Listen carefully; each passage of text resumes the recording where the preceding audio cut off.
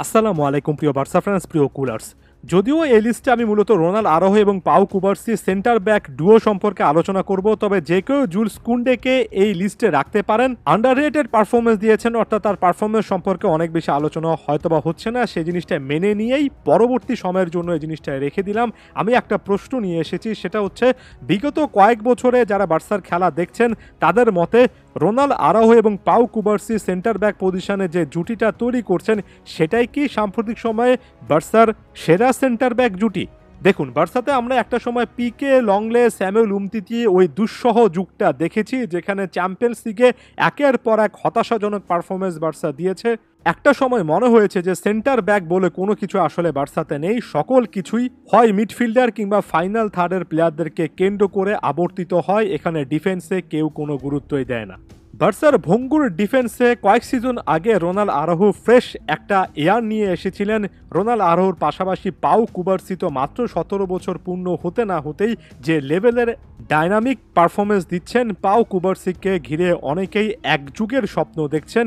এবং রোনাল আরাউহো, পাউ কুবার্সি এই দুইটা প্রোফাইল যদি আমরা পাশাপাশি রাখি, তাদের ওভারঅল বয়স যদি বিবেচনা করি, বার্সাকে লং টার্ম ধরে একেবারে বিশ্বসেরা ডিফেন্স লাইন বানানোর ক্ষেত্রে বড় একটা পদক্ষেপ তারাই কিন্তু নিতে পারেন। বিশ্বসেরা বলে ফেলাটা অনেক অনেক দূরের পথ, কিন্তু বার্সা অন্তত সেদিকে একটা কদম দিয়ে রাখতে পারে যদি বার্সেলোনা ফিরতে লেগে প্যারিস সেন্ট জার্মের বিপক্ষে পরবর্তী এই ম্যাচটাতে ডিফেন্সিভ ভালো পারফরমেন্স দিতে পারে। ডিফেন্সিভ পারফরমেন্সের কথা কেন বলছি? কারণ প্রথম লেগটাতে কিলিয়ান এমবাপে নামক দানব একেবারে নীরবে নিভৃতে সময় কাটিয়েছেন। চ্যাম্পিয়ন্স লিগ কিংবা যে কোনো প্রতিযোগিতার একটা ম্যাচে এমবাপে সেভাবে ইম্প্যাক্ট রাখতে পারেননি। সেকেন্ড ম্যাচও এই জিনিসটা দেখা যাবে, অর্থাৎ টানা দুটো ম্যাচে এমবাপেকে খুঁজে পাওয়া যাবে না।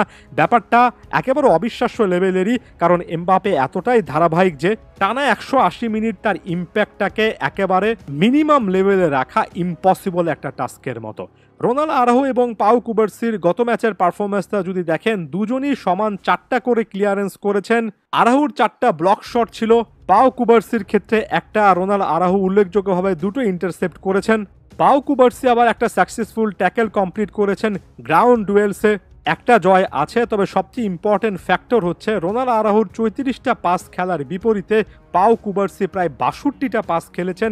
একজন সেন্টার ব্যাক যখন 60+ পাস খেলেন, তখন এই জিনিসটা মনে রাখতে হবে যে বিল্ডিং ফ্রম দ্য ব্লক, অর্থাৎ নিচ থেকে আক্রমণ সূচনা করার ক্ষেত্রে তার একটা অবদান আছে। একই সঙ্গে 5টা লং বলের মধ্যে 3টে অ্যাকুরেটলি দিয়েছেন।